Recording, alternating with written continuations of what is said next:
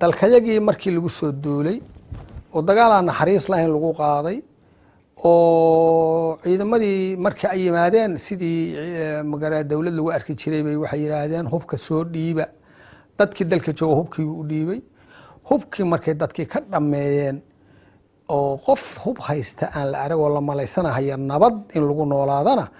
dadkii dagaal lagu soo qaada aan naxariis lahayn dangi ama BMA wax alla wixii hub yahay dadkii lagu gumaaday markii dadkii dagaalkaasi magaalada uu qabsaday nin waliba marka qori iyo qalab meeshu ka heli karo ayuu u doontay dagaalkii marka in la jihaado oo magaranaysa la diriro oo nafta la badbaadiyo taas ayaa magaranaysa dadkii isku warsaday aniga iyo dadkii aan kamid ahaa oo dhaqanka ahaa na markaas ay yiraahdeen war naftoona dadka iska dhiciya aniga waa la xiray hadalkii aan ku hadlaynay oo aanu lahayn magaranaysa war dadka dilka ka daaya war dadka maxaa loo leynayaa war dadka maxaa dhibkaas u geysanayaa sidii naloo aamusiyo darteed bay go'aan gaareen guddiga nabadgelyada u fariistay gabre ninka la yiraahdo dhex fadhiyay meel go'aan bay gaareen waxay yiraahdeen ninka guddoomiyaha oo la yiraahdo Maxamed Xasan Xaad iyo odaga afayeenka dhaqanka oo Axmed Deeri Cali la yiraahdo labada nin hal soo xiro haddii xarigooda uu babcanaan waayo ama cararaan ama meel laga gaaro la arkana hal la dilo anoo meel ku maadanayo wuxuu waa bariye midda bal sidii wax noqdaan hal la gaaro Maxamed Deeri ninka la yiraahdo ila soo hadlay wuxuu yiri wareede waraan isku nimaadno oo ma garanaysa goolkan sidii aan uga wada hadli lahayn iyo nabadeyntiisa iyo maslaxadiisa aan isugu nimaadno gudoomiyaha telefoon u diray waxaan iri warniyow ninkii Maxamed Deeri sidaas uu leeyahay bal hadde soo laabo oo aan saragno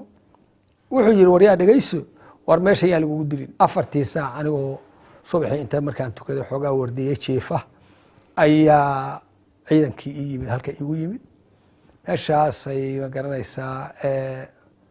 xireen xoo ijir dileen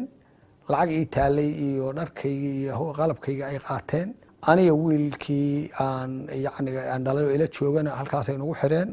dhabarada isku kaaya saareen gadaalba isku kaaya xireen indhaha iga naga duumeen labadeenaba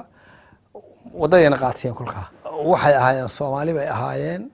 waxay ahaayeen ninka la yiraahdo askar nimankii meesha jooga askar darwiish ninka la yiraahdo nin la yiraahdo ina aadan bidaar nin la yiraahdo geedi oo ma garanaysa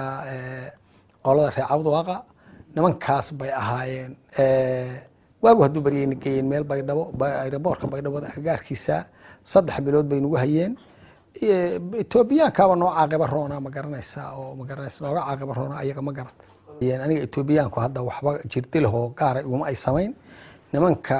hantidaydina dhacay anigana si xun ii jirdilay oo ii xumeeyay waxay ahaayeen darwiish ragiisay ahaayeen laakiin dharkayga inaan qaato way ii diideen koba inaan qaato way ii diideen dharkii si fool xun oo aan dad nasabi u dhaqmay bay ila dhaqmeen nimankaas nimankiina hadda waxaa aad iyo aad ayaga ceebaysan nimankii sidaa ila dhaqmay ayagoo dad Soomaaliyeed ayagoo haatan Ilaahay ba hadaan laga waayin laga yaabo dadkan hadda dib heshiisiinta Soomaaliyeed laga dhaxwado inay ku dhex jiraan aniguna aan iska noolahay ayaguna saa ila dhaqmeen oo hantidayda ay dhaceen oo saas ila xadgudubka ay ugu sameeyeen anoo oday oo 70 jir oo oday dhaqan oo Soomaaliyeed qori wadan oo wax dilaynin oo waxaan ka hadlaayay afka ay ahaayeen afka aan ka hadlaayo dadka Soomaaliyeed oo lagu maadayo dhibaataynayo aan dhibaatadooda ka hadlaayay ayaga ceebaysan ba ku ceebaysanay aniga hadda waa iska noolahay Ilaahayna waa u xamdiyay wax dhibo ay hayaan ma jiraan in adeer ma garat